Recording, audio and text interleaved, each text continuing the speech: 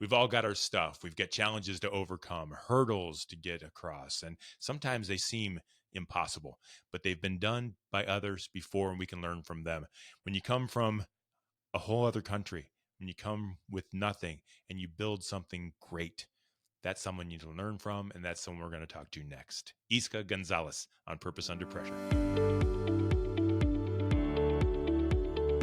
Well, the heat is on. Let's get cooking. This is Purpose Under Pressure. It's a podcast about people like you and me. We're business folks. We're organizational leaders. We're just people trying to do the next right thing, right? And when the storm rises in the morning and tries to knock you off pace by afternoon, well, this show is about what happens to those who just won't let it happen. They show purpose and they show it under pressure. It happens to us all, and this show is meant for us all. If you're back and you like it, please do let other people know by liking the program, subscribing, following. You can find it on YouTube. You can find it on Spotify, Apple Podcasts. It's just about everywhere. We're about 100 episodes deep, and so you'll find something that you like. So if you do, please do like us and let other people know this show's worth listening to and watching as well. This show and all over 100 episodes so far has been brought to you by my friends and partners at Sandler by the Ruby Group. They serve sales professionals nationwide. They're in Akron, they're in Columbus, they're in Jacksonville, Florida, they're in Capital Region, upstate New York, and they provide sales training, business growth, revenue strategies to help your people develop better so that you can increase your revenues and your growth. It's not about revenue first. It's about people first. It's about your people. It's about your customers. How can you both do the right thing together? It's Purpose Under Pressure, and that's what Sandler by the Ruby Group will provide. So if you are interested in learning more, check them out online at therubygroup.sandler.com. I like to say that if that's the only call you make, and if you don't buy anything from them, it'll still be the best call you make today. So go ahead and challenge me on that and give that a shot. That is the commercial. Here comes the show. It's Purpose Under Pressure, and I'm excited to introduce to you today our guest. She's Izka Gonzalez. She's the owner of the Hiring Revolution, an international talent acquisition consultant. That's a hard word to say. Let me try it again. International talent acquisition consultant. There's a lot of syllables there. She's also a career coach, keynote speaker, and she's our guest on Purpose Under Pressure. Welcome to the show, Izka. Hi, Ryan. Thank you so much for having me.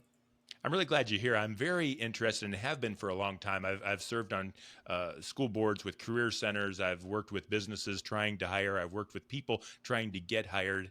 It's all about doing the right thing from the hiring position, but also from the people position. And there's a lot to learn there.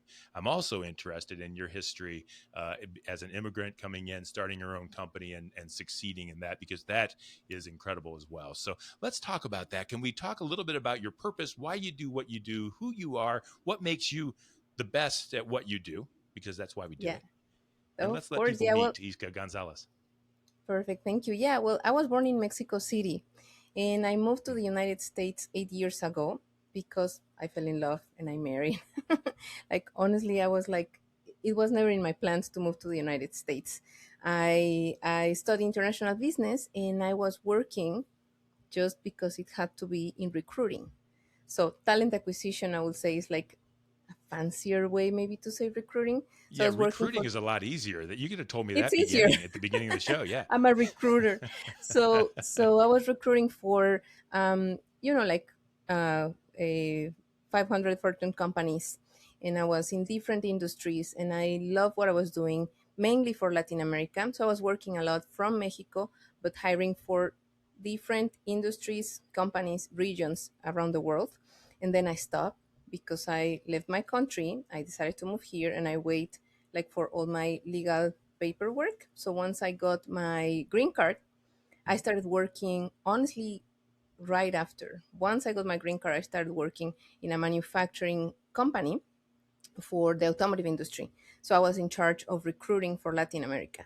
And Okay. we are talking about 2019, just for everyone to have an idea. So it was very close to the pandemic, and Mm. I had a baby exactly in 2020. Oh my. So I came from this amazing career of being a recruiter, growing from being a trainee, recruiter, manager, and I ended up being promoted right when the pandemic started to become a director. And I love talent acquisition. I love everything that is related with best practices, helping people to understand how to deal with job search, helping hiring managers to understand what do they need to do out there, because the job market is true has been changing a lot in these past 5 years, I will say. And I was in charge of Latin America. I was helping Europe, Middle East, South Africa, and I was also in charge of some businesses in the United States. At the same time, I was just a new mom in the middle of the pandemic, and I burned out. And so let me ask you this before we talk about the burnout and what you did about that. You did all of that within 8 years of leaving your country and starting here, the Yeah. family and the new.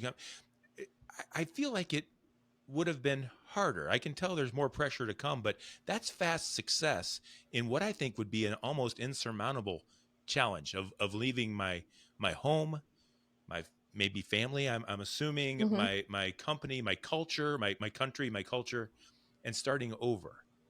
Was it that easy? And easy, maybe easy is the wrong word, but was the path that clear that you were able to become successful fairly quickly?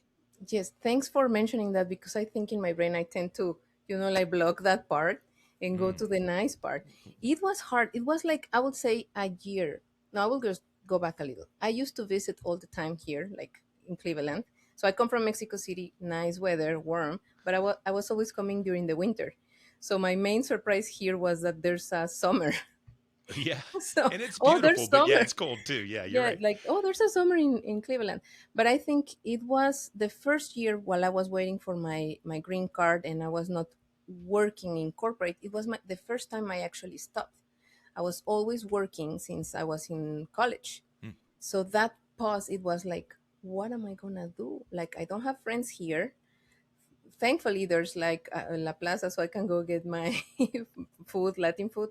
No Yeah, commercial, but who knows? that's okay. Yeah, yeah, And I would say, thankfully, the family of my husband was here and his yeah. friends. So I was part of that community, I would say, instantly.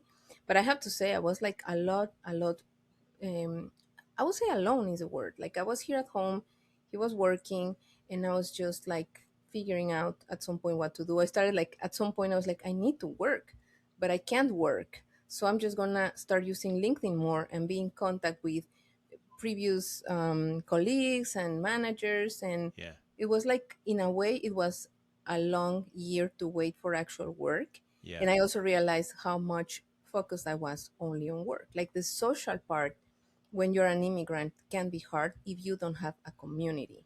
So Yeah, you it's need kind of that hard. support channel. You need someone to help you. We all do, whether we're immigrants or Yes. not. We need to feel like we belong. We need to feel like someone needs us. We need to feel valued, and I think that goes across the board, no matter what. It may be harder for Yes. others, but it's such a need. It's such a basic human need. And so let's talk then more about you had success. Now let's get to what you were getting to before I derailed you. That's good. I'm interested in what caused the burnout and what you did about it. A lot of Mhm. people listening and watching right now are feeling burnout at the end of the year. Yes. We're recording this just before Christmas. Man, 2025 was hard. I have no idea how I'm going to start the next year.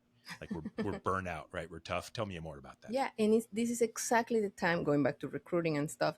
Hmm. People get like a break, Christmas break, winter break. And when they're back, it's like, I'm tired. I don't like what I do. I need another job. I want more money, everything. So that's what happened to me. I went on vacation to the beach. And when I came back, I was like, I'm working so hard. I'm probably not getting paid enough for what I'm doing. But what I discovered, I would say that was in 2022, and it started to affect my health. Like, one day out of nowhere, I just started to have like horrible migraine, and I couldn't see from my left eye for a moment, Hmm. and I was having vertigo, everything in a week. So I was like, this is impacting my health right now. How is it gonna be in few days, weeks? So I talked to my husband and I was like, you know what? I think I need to quit. Like, I have so Hmm. much going on. I don't even have time to think. There were so many changes in the company, and I was like, I want to quit. So I did. 3 years after that, now that I'm reflecting on it and that I'm close to people that also talks about burnout and all this social health and security at work, I think it was a mix of my responsibility, in the sense that I wanted to do too much. I wanted to keep growing faster. I wanted to be a successful Latina in the United States, growing in the corporate world. and at the same time managing a family. I was demanding too much about myself and I wasn't aware of it. But Mm, also it has to do with the company, and that's what I see in so many companies. Like sometimes you have good performers in your team and you have overachievers, and you like award them with more work. So work becomes like an instant reward, which yeah. in some cases works. Like they say, like if you want to overcome at work, just work more, like show results, but not if your health is in danger. So that's what happened to me. I realized it. I quit. I quit with savings, but I quit with no plan at all. Like I was just, I don't want to get sick. I don't want to risk my health. And I just want to be here for my family. So that was very clear. I want to be, for here for me and my family for sure. And so you were very present at the time. It wasn't about what am I going to do next? It's what am I going to do now? I've got Yes, this yes. issue I need to solve right now. A lot of people, when they're trying to figure out career change, are more worried, I think, about what can go wrong in the future. What if I don't get this? What if I don't get that? What if I end up bad here? What if this goes wrong? You didn't let that bother you. You just said, look, right now is wrong. I'm going to fix it. And then you kind of bet on yourself to make it. Is it that easy? You're in recruiting right now. You're probably dealing with a lot of folks that are trying to figure out their next step. They're dealing with this stuff, right? How do you overcome that fear and just make that step? You did it. How do you help others do it? The same thing. Yeah, I think, and I didn't, in that sense, I didn't do it by myself only. I listened to a lot of financial coaches first, Ah, way before that. okay. So I That's think different. one of the things is like, in order for someone to do this like I did, if you're worried about your income, if you're worried about your finances, then it adds like a complication. The reason why I feel I could do it is because I had savings together with my husband. And Okay. I was like, we will figure it out. Like, okay, how much money do we have? Can I quit? Because of course we just got a house too. Yeah. Yeah. So Yeah. it's like, Yeah. can we do this? And that was the main thing. So today, what I've seen with the labor market, like with all these changes, not just around artificial intelligence, but tariffs and everything, ideally you can come up with a plan. But if it's like a, let's say, as I think in my case, it was like an emergency. This is like, if I don't take care of myself right now, like something bad could happen because I'm experiencing it, I'm feeling it. So I think it's like a matter of, if you want to do something like this, at least pause for a second, see how your finances are, and take a moment to see what you know how to do, like your transferable skills, like how are you good out there, and then you can move on. Like if you have to do it, prioritize your health, but if there's like other things involved, definitely take a look at it before it happens. Yeah, Before it before it happens. happens, and it's not always up to you. Yeah. It's not blind faith. You just showed me a lesson. I sometimes think, look, it's okay, just go, it'll work out. And I think there's some truth in that. As long as we Hmm. continue to work hard, there is some Oh truth yeah. there. But you're saying let's also plan. Let's be smart. Let's do things at least on purpose and with a plan. Sometimes we don't get to. Sometimes we're Yes. told your time is Oh done. yeah. Go find something else to do. So Yes. I'm interested in who you work with, how you help them, what are the problems they're seeing. Is it that they can't find work in their chosen path, that they are unwilling to try a new path, to find a new way, a new path forward, a new different career, or whatever it might be? Is it the issues of the immigrant? I'm interested in that too. I wonder Hmm. if it's different. I don't know. Is it different for a natural born citizen to find work? I might guess and assume based on news and things that I see, but I mean, Hmm. what are you focus on, and what are you helping people to overcome? Hmm. I just gave you a lot there, but what is it that you're helping people do? Yeah, I think I will just go.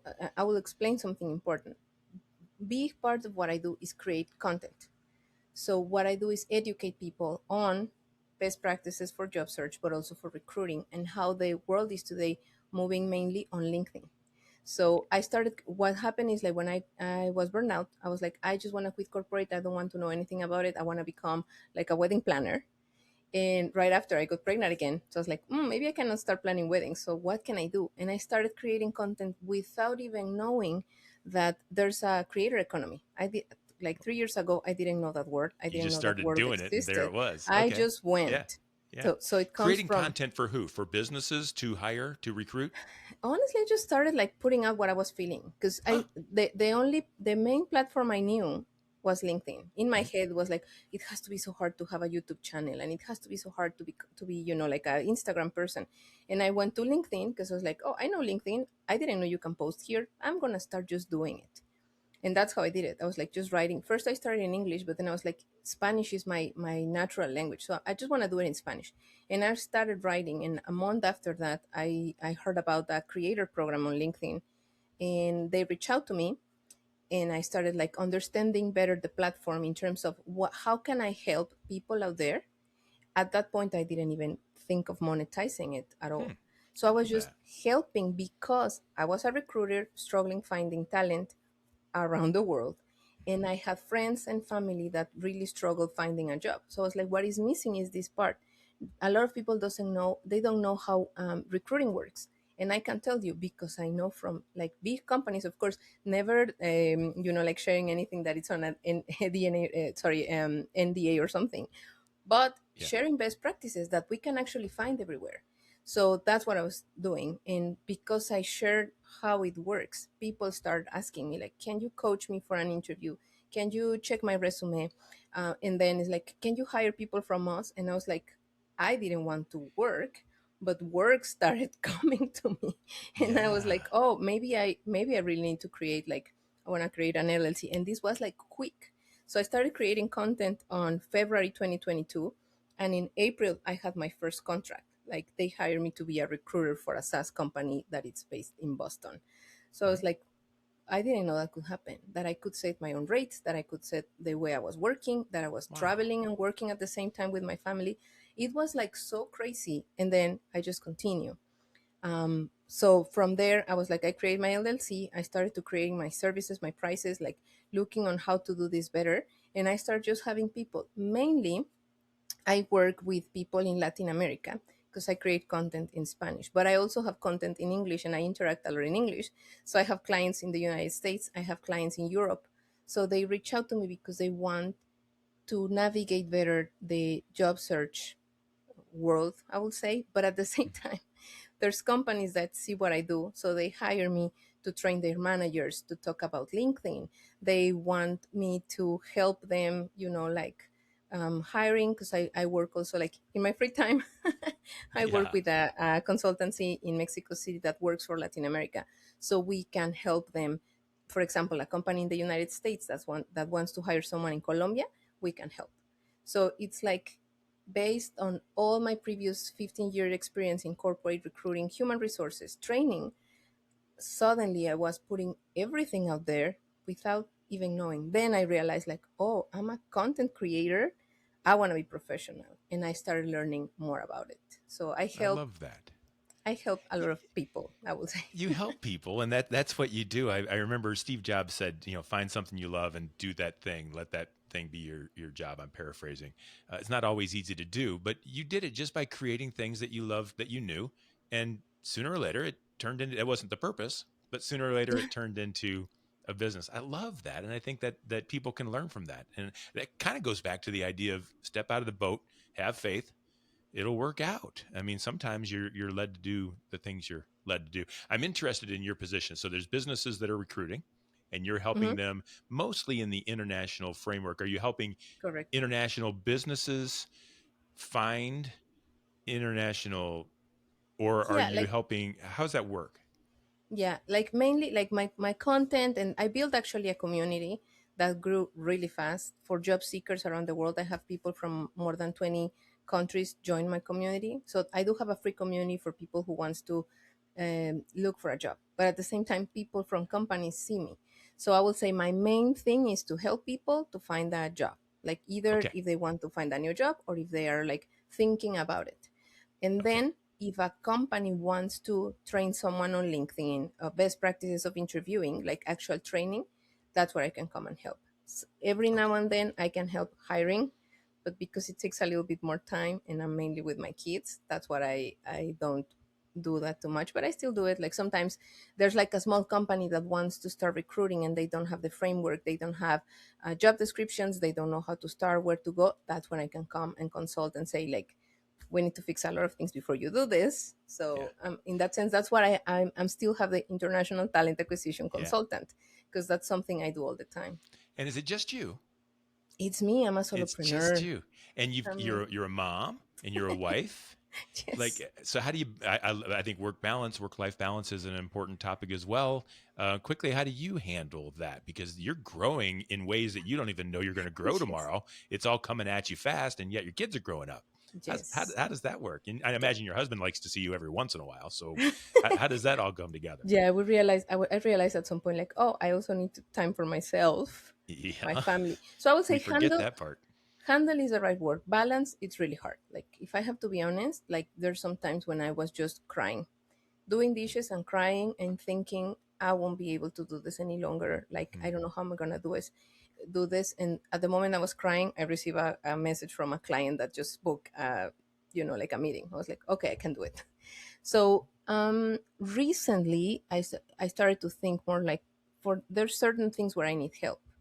So, for example, I hired a company to help me for few things with branding, because I'm not an expert in branding. So Hmm. I hired a company to help me with, like some designs, like some professional pictures and stuff that I Hmm. can use. Sure. But also, then I was like, I have to prioritize what I'm going to do. And that was the hardest part, because things started coming out of nowhere. Like, you get invitations for a podcast, for trainings, for this, come here everywhere. And it was really hard. And I would say, like, the main thing I use now to manage all this is saying no. Yeah, And it's the hardest part, it is. because It is. I'm letting things go. But then I realized, like, no, I'm not. Like, I just have to make sure where do I want to go? Like, like, is it really just the money what I need, or is it me being present with my family? And that's always when I'm, like, around those things. And therapy. Like, And therapy. yes, because like, it's hard to do it by yourself. Like, sometimes you just really need help. So I wasn't afraid, and I just went back to my therapy, and I was like, yeah, I need to have some help, Hmm. and share this with people too, because that's what I keep coming to create content. Content is so beautiful, because eventually it's going to maintain your business. Of course, if you're from the very strict business perspective, you cannot always do everything for free, but everything you're doing has a way. And that's a beautiful, beautiful thing, I think, about the creator economy. But I would say the short answer is, I'm learning a lot every day to say no. Yeah. And it's very difficult to say no Yes. when you're doing things you love. When you love to Yes. help people, when you love to take care of your child, and you love to take care of your family, and you love growing, and you love all these things, it's very hard. I know I love to take care of my customers, and when one more customer wants something else, it's almost impossible to Yes. look them in the eyes and say no, not because you're worried about them, because you want to help, Oh, yeah, yeah. and so let's talk about the other side then as we go through towards the end of this conversation. I'm interested now in your customer. We just talked about a situation with you where you have you're overloaded with opportunity, Hmm. and it keeps on coming because you're doing what you love, and that's the secret, right? But you're helping people that don't have that, and they wake up in the morning and maybe they don't have a job to go to, maybe they're stifled, maybe they're going to a poor job that's not fulfilling them, so their life isn't the same. Work life balance is a little different for them. Maybe it's completely off track. Hmm. What do you find is the biggest hurdle that someone you're helping is trying to overcome? What's that number one or number two hardest thing to get over so that they can be successful in Hmm. their next career or in finding the next career?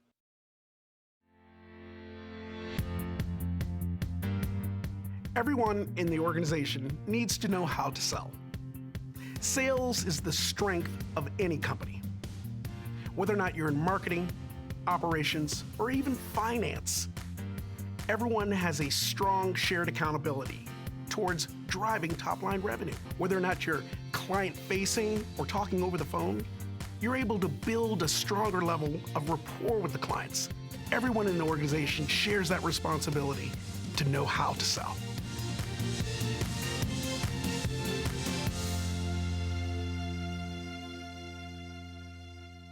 What's that number one or number two hardest thing to get over so that they can be successful in their next career or in finding the next career?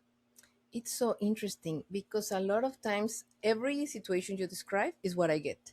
And most of the times, all of them are overachievers. They deliver great results, Hmm. and the main barrier they have is in their thoughts. They just have a lot of limitations. Like, what if I start looking for a new job and I don't get it? What Yeah. if it's a worst company and my profile is not very good? I don't speak very well English, or I just want to move to a different country, but what if it doesn't work?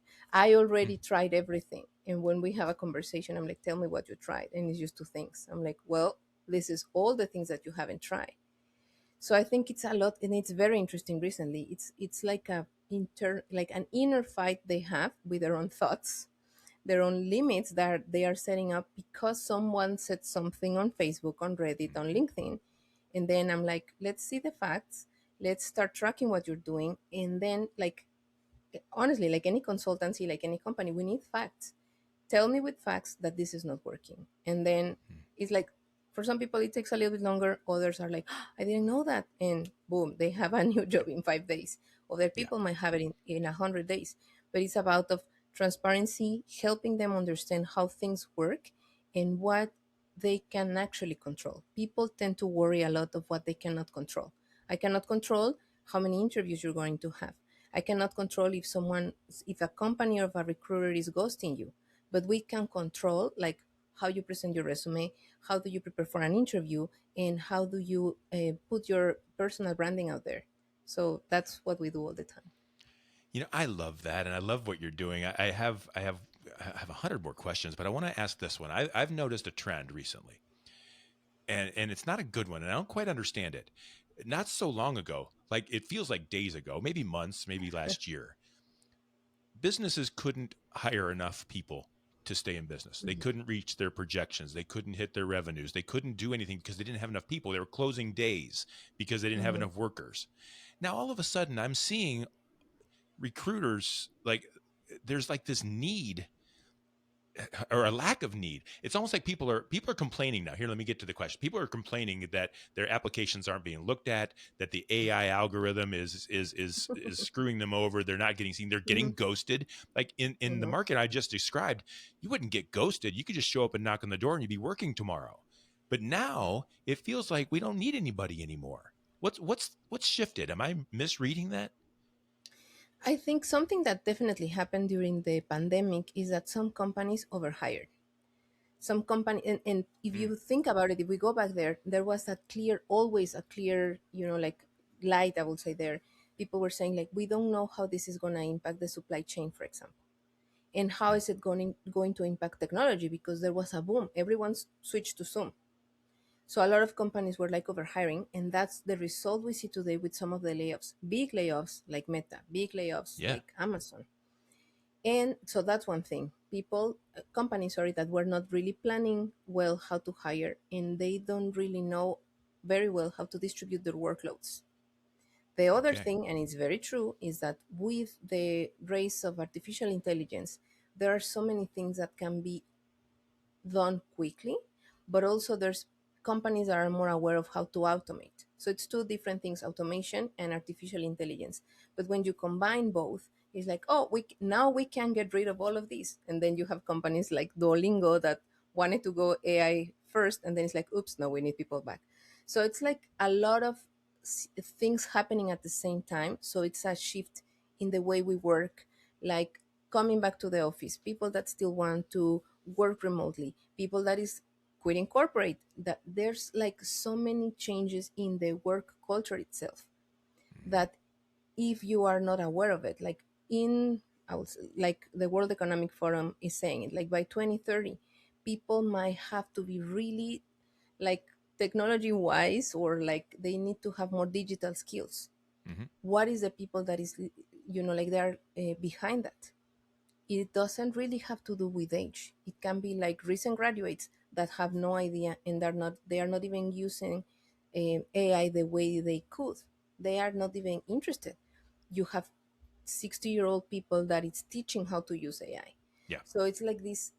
It's a quick turn into the world, like labor and work Yeah. world that is changing. So It's there's companies scary. that are recruiting more recruiters, and there's others that want to use only technology. So it's interesting moment that we're facing, similar to when the internet started, I would say. Yeah, I think you're right. It's hard for people if you've been in a career for 25 to 30 years or whatever it might be, 15 to 20 years, and all of a sudden you need to find something else. There's a whole Hmm. world that's happened while you were at your desk Yes. using tools that you understood. There's a whole world that's happened since then, and you step into it. It's very difficult, and it's almost overwhelming. I remember once, I'll tell you the story. One of my good friends was also my boss for 12 years, and I remember as I was getting a little older in the tooth and had been there a little long, maybe too long, and I said, "Hey man, you can't teach an old dog new tricks." And you know what he said? He said, "First of all, you're not an old dog. You're not a dog." Oh, okay, true. And then he said, and second of all, you're wrong. You can teach a dog new tricks. You can learn new things. You can go out and make yourself better. You can do this, and yeah, I'll always remember that conversation. So you can help people. Let's wrap this up by telling people how you can help them, where they can find you, how they can get in touch with you, and move their careers forward Thank uh, you. on purpose. Yeah, well, they can find me mainly on LinkedIn. That's where I'm going to be, as Izka Gonzalez. I have a community, international community. It's called the Hiring Revolution. And I'm the main platform where I do that is NAS.io. And I can help you to prepare for an interview, like to prepare and navigate the job search. But also, if you want to build your brand on platforms such as LinkedIn, I'm more than happy to help. Tremendous. I'm glad you let everybody know that. And I want to thank you for one thing. I think people get an idea that they can't overcome their challenge. And Izka, I don't know. I mean, there's a lot of different challenges. You don't have them all, but you've got your share.